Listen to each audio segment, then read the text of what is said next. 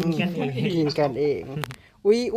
ยผู้ใดโทรมาเนาะคือเว้าน้ำเขามวนแท้ ผู้ชายโทรมาหา ผู้ชายโทรมาหา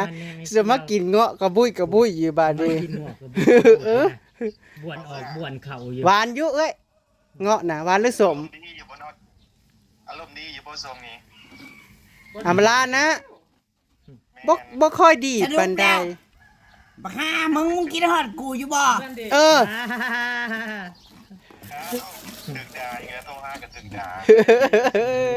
เสียวฟิวใดล่ะ อื ฮะ ม เอาฟิวแฟ รับได้ทุกบท อืม เป็นอีกาหรืออีแห้งก็เป็นได้จ้า ไอ้อันฟิคัน นกเว้นหงส์ ยกเว้น น ห ก งส์ เว้นหงส์เป็นหงส์บ่ได้ เป็นได้แต่อีแห้งกับอีกา กันพี่ นี่อาจจะกินของ กันบ่าวงกันฟิวหมู่นั่นมีแต่มึงกับกูบอกกันฟิวแฟนเด้เฮ้ยพัดว่า เนาะเฮ้ยพัดว่า เนาะ อ เห็นเพิ่นนั้นยังคนลูกอยู่ได้เพิ่นเว้าแม่ คำว่าเฮ้ยนะ เอิ้นผัวเมียกันเฮ้ย เจ้าตุ๊ก มีมือน่ะตกใจคอยยังมันก็ยังมันก็ยังเป็นฟิวอยู่ในหัวอยู่แบบว่าเพิ่นเอิ้นกลัวเฮ้ยเนาะ คนเขาบ่ได้เอิ้นเฮ้ยแต่ละคนเขาบ่ได้เอิ้นเฮ้ย ทางบ้านเขาบ้านเอิ้นเฮ้ยเพราะเขาว่าหมู่ คำว่าหมู่ เอิ้นกัน บ้านข่อยก็เฮ้ยได้เวลาเห็นหมู่เห็นพวกนะ แม่ เฮ้ บ้าน ย บ้านคอยก็เคย อืม กันพวกเมียก็เคยคือกันก็แล้วแต่พวก แล้วแต่ผู้เอิ้นหากอามาลานั่นได้ยินคำว่าเฮ้ยแหละคนคิงลูกหยาบโลด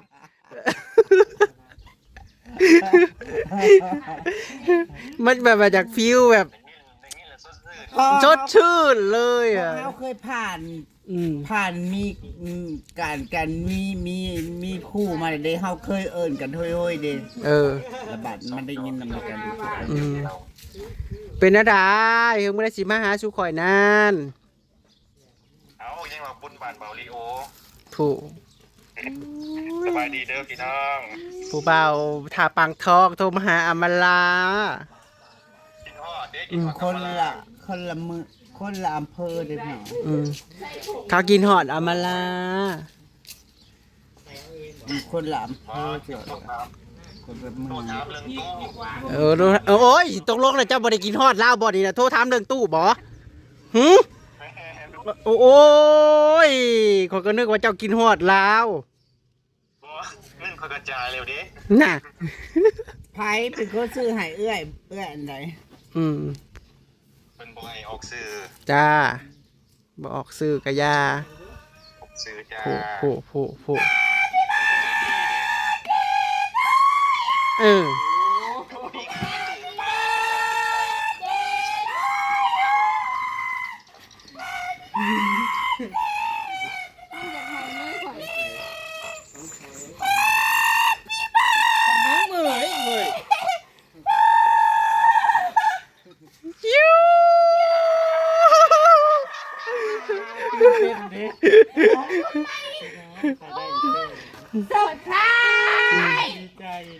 มันบ่ได้เฮ้ยมันลม ดีใจ เนาะจะได้มันบ่อนั้นบ่แม่น เอาวันเกิดไผสรุปกับวันเกิดพ่อใหญ่ลิโอโอ้ เกิดดูเกิดเดินเกิดคู่มือทเวน เนาะเกิด2 ซ้อน 3 ซ้อนเอาอันนี้เอาเร็ว เคี้ยวจับให้นี่ ยืมนี่ก็นี่ใบช่องใบนี่ชู ๆ ไผ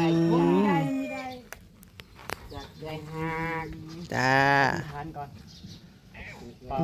นะโมตัสสะ ขอบคุณใหญ่หลายๆเด้อขอบคุ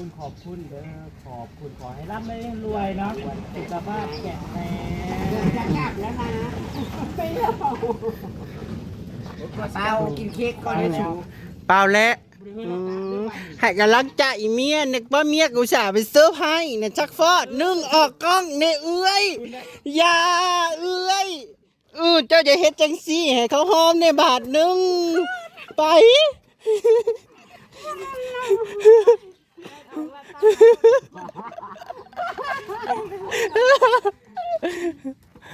อยากกินเค้กไม่ได้มึงสิเมื่อ มาโอ้ย เขาได้เกิดมาขี้ร้ายเนาะ ลบกล้องลบยัง เด้งมันยังดังดีประจักษ์มาไหม ตัดได้ไหมเฮ้ย พาคนถ่ายรูป ถ่ายรูปในน้ำถ่ายให้นี่ผัวกับเมียเขานั้นทั้งผู้กับว่าวกับผู้บ่าวผัวเขา ว่าเป็นนั้นพวกเขา ผู้บ่าวผัวเขาเนี่ยคือเอาให้มาน้อยเขาเมื่อกี้นี่นะ ใช่ป่ะเนี่ย มีผัวเป็นตัวเป็นตัว มึงเห็นอันนี้ประจำมึงเห็น อีหยัง แนวนี้ I love you แนวนี้I love you อีกเลยเมื่อคืนนี่ก็ให้อีกเลยที่ให้อีกแล้วบ่ Happy birthday to you มันลืมจู่ๆใหญ่กูไทยฮู้ เอาใส่อีกแต่ว่าในเงินกูบ่ได้เกี่ยวก็สร้างค่าโคกอีปอบมึงค่าโคกโคกกู ใส่ด้านหลังกันบ่ ไปร้อยหาเสืองไหว ใส่ให้ผัวยิ้มยิ้มนี่ ไม่ได้เฮ้ยนะเฮีย อันหอมแก้มผู้นี้จักบาทหอมแก้มนี่ไม่เอ้ย ใส่กองเอฟมันกระบด น่ะ แต่ว่า หอมแก้มบาทหนึ่งหอมแก้มบาทหนึ่ง แอมหน้าสวยๆเลยบ่ได้ ละวัน แค่หอมแก้มแม่ วันหอมแก้มบาทหนึ่งเนาะ หน้าเฮ็ดว่าเบิ่ก็สิมีกินห่อ โย่เฮ้ย หอมแก้มดมขี้แห้งยังสิให้กูอ่ะ หันหน้าเข้า เหนื่อยเด้ อ่ะจุ๊บใกล้ๆใกล้ๆเออ นี่เรือ โอ้ยเข้มดี อุ้ยมื้อแรกคือสิได้เขาควัน ลาบอะไรพักให้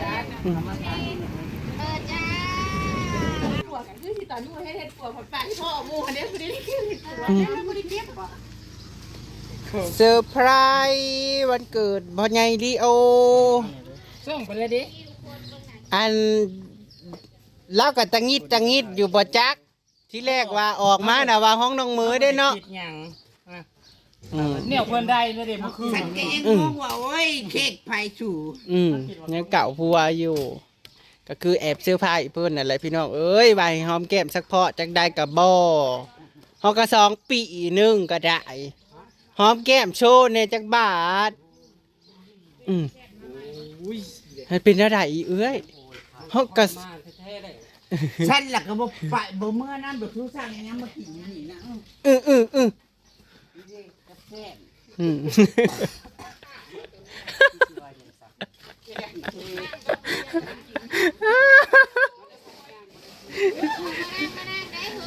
ผู้ อยากขายได้นี่โอ้ยเอาจริงเธอเด้มันเกิดจะเด้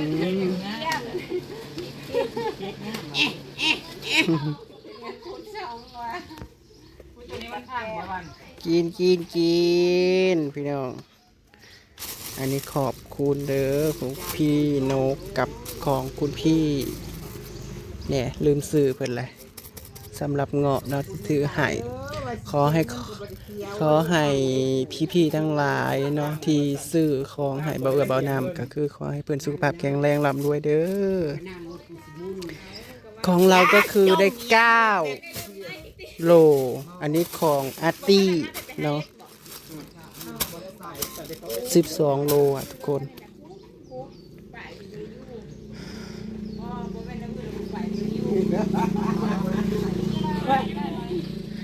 อันเพิ่นพาอันไปเล่นบ้านน้องคือผัดดูไหนผู้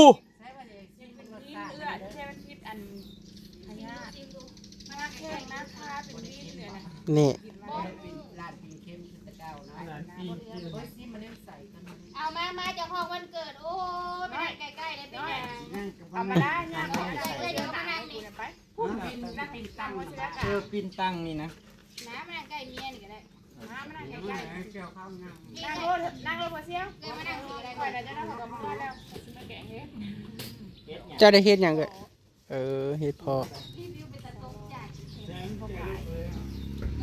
พอค่ะ คุณน้ำมาซีมเร็ว ชิมเลย ซีมาเอาซีมาเฮงก่อนได้พอเสียเด้อเฮงๆรวยๆเด้อปังๆยอดบินก็ยอดวิวยอดบิว กินก้อนได้ ปังๆเด้อ อันนี้เฮ็ดไม่ได้ทั้งเจียวทั้งปิ้งนะพร้อมเทศ จำแก้วกันแค่ใส่มันโอเคมันแบบปุ๋ยมันอีกน้ำของขายน้ำหรออันนี้เพิ่งจะเป็นแก้ อันเจนตัวยังไม่อาจยังบ่เห็นดูคนเนาะบางทีเขาอาจจะบ่มาปฏิ ของเขา มาก่อนก็กินก่อน ว้าวแล้วก็สิว้าวเด้อข่อยน่ะบ่ได้ฮู้ได้ว้าวเรา โอ้โหย ข่อยน่ะบ่ได้เบิ่งบ่ได้อ่านบ่ได้อ่าน เพราะว่าคนนี้นะเอื้อยเราให้ท่านสิว่าสิมื้ออ่ะบ่ นี่คือจ้าเลยก็เรียนปิ้งย่างกับน้ำคนละ1แก้วเด้อทุกคน จะพอได้แนบอีกแนวนั่นแหละจ้ะ ออกได้บ่วัน จะกินมีแต่ย่าง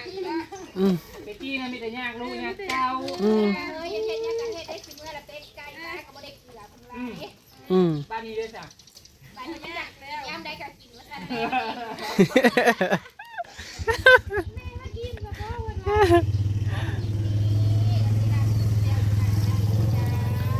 คือ เพราะว่าเบิ่งดูรสชาติในใจปิ้ง อืมขาดอย่างหนึ่งเลย ขาดข้าวเหนียว เอาให้ลูกค้าซื้อเองไม่เงินด้วยนะแบบอยู่อันนี้นะบ่ได้อันเฮ็ดเองเด้อทุกคนเฮ็ดอยู่แสดงว่ายังบ่ปานใด เพราะว่ามันบอกปุ๋ยเลย ญาติฟันน่ะบ่ได้กำไรเนาะว่ามาขายใหม่ละ5 บาทนี่ได้หยัง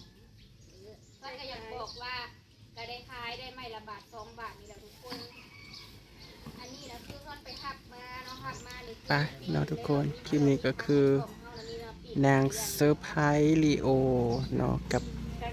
บ่าววงโทรมาหาอำมลาเพื้นเนาะทุกคนเอาก็อยู่เล่นอยู่นี่แหละนะพี่น้องเนาะ ทับ